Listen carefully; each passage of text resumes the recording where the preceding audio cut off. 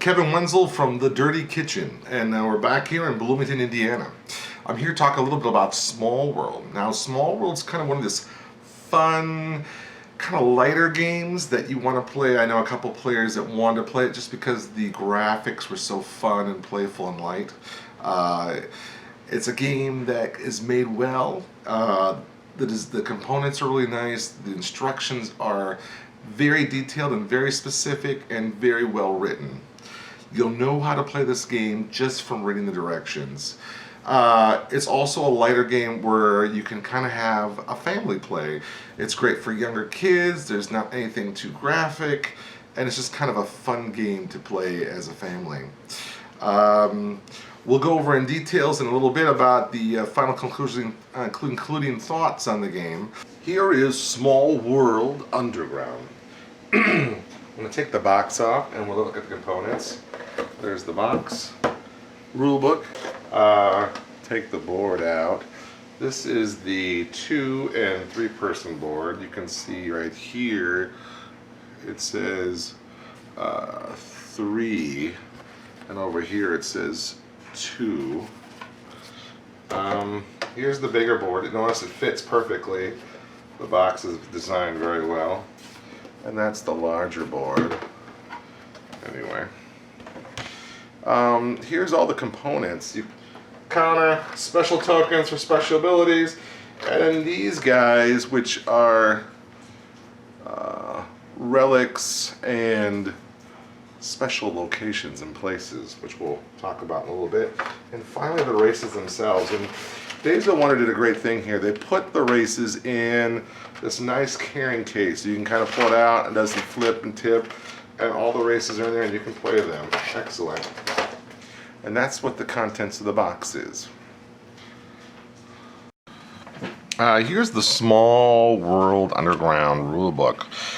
What's kind of neat about this rulebook is that it's basically the same game for the most part, except for, and very cleverly, they added a new symbol which says SmallWorld New, and they put these symbols by every rule that is slightly different for this game than the original. So you can go through it. You can basically just go through and read just the special rules that apply to this game only. Now, there's a lot of videos out there already talking about how to play SmallWorld, so I'm not really going to go into too much detail about how to play the game. If you're really interested, I would suggest checking out Scott Nicholson's review of SmallWorld. He goes into detail exactly how to play SmallWorld, and it gives it pretty much the same way as this.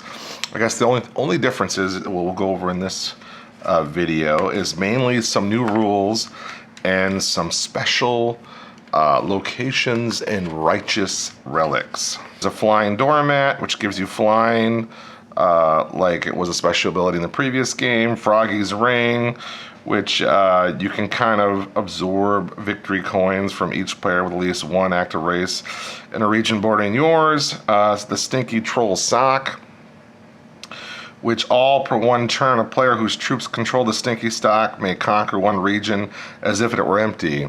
Then there's some really neat, this is kind of, now some of these items do move on occasion to where you move them, but the popular places, once they get played on the board, most of them, if not all of them, become permanent locations, so you have to control exactly where on the board they are. So for instance, we have the Altar of Souls. You can sacrifice a race in decline and gain coinage. The Crypt of the Tomb Raider. Some of these are kind of funny plays on popular culture. This one allows you to give a little ghostly Lara Croft to protect your properties. The Keep also augments that region's defense by 1. Both of these benefits persist even when the troops occupying the keep are in decline. The Mine of the Lost Dwarf gives you a couple extra coins. And finally, Stonehenge, you get to pull out a power from the box, and Stonehenge grants you that power. Here's an example of some of the races that might cause a compatibility issue with the original SmallWorld. The Spiderlings, they revolve around what's called these abysmal chasms in the board, and the original board doesn't have these. So this is one thing, and it kind of looks like it's just a black void, as you can see in the corner of this board. And the Spiderlings tend to travel up from these and can enter the board anywhere connected to these boundaries. So that's one problem. The Flames is also another race that would cause the same problem, because instead of traveling from one of them, you pick one and all of a sudden a volcano comes onto the board, and that volcano, you can easily attack and destroy all the neighboring properties to this chasm. So once again, this might be a difficult one to play on a SmallWorld board. Now, if you brought the SmallWorld back in here, then there's other problems.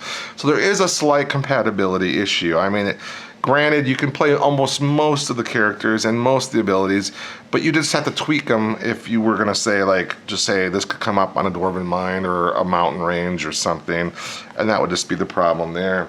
Gnomes is another one where Gnomes actually stops the benefit of a relic or a special place that can be used against you. So obviously you need to be playing these relics in special places. Otherwise there's no point of playing the Gnomes. Their special ability is kind of null and void. And finally, this is the last kind of interesting new race that kind of had a new feature, was Shadow Mimes. You get to change out your special ability in the beginning. So if there's one particular special ability that would really be beneficial in play this game, then you can grab that one instead. So I just wanted to go over a few more of the special abilities. This one is Magic. Now, Magic would be a compatibility issue with the first game if you're not playing with the magical items. This allows you to take over the benefits of a location or righteous relic. Here's another one that's kind of fun. This one is Royal.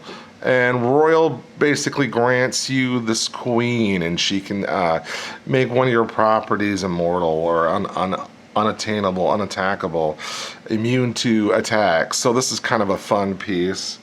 And here's two more really fun ones.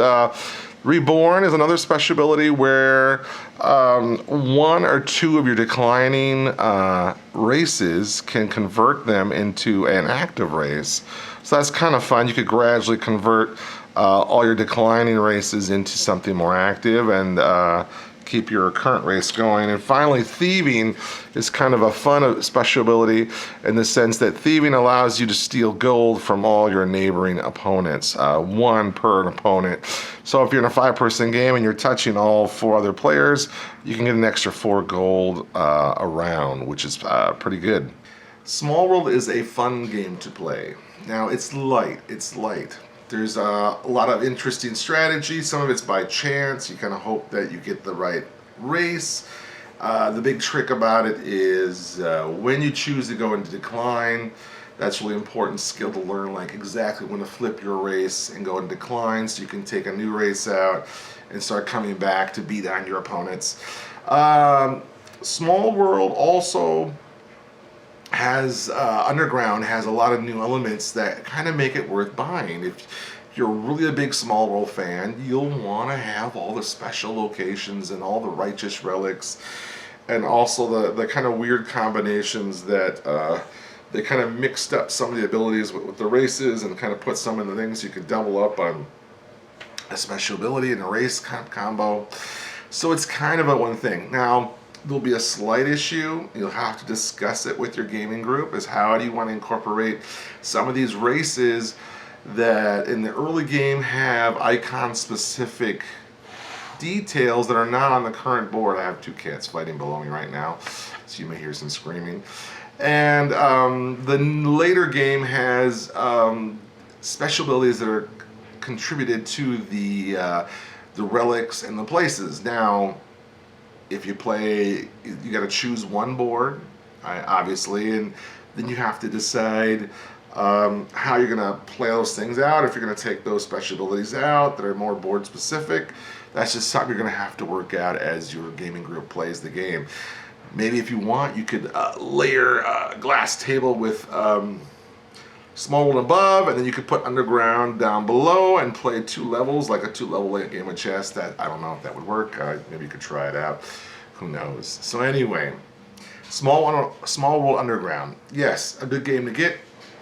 It's a great entry point. You could just buy Small World Underground and not have to go back to the old game. But of course, if you love the game, you want to have all the sets, and that's just something you'll have to consider for yourself. I say it's worth getting. It's good for families, and pretty good buy. I'll say it's on a scale. God, everything's so biased nowadays. I would say for all the quality you're getting, so it's pretty high in the sense you get an 8 or 9 in quality of the game. Gameplay and stuff, it made 7.5, 8. It's up high in that range. So something seriously to consider. Yeah, go take a look. And I'm Kevin Wenzel, and I say, keep playing.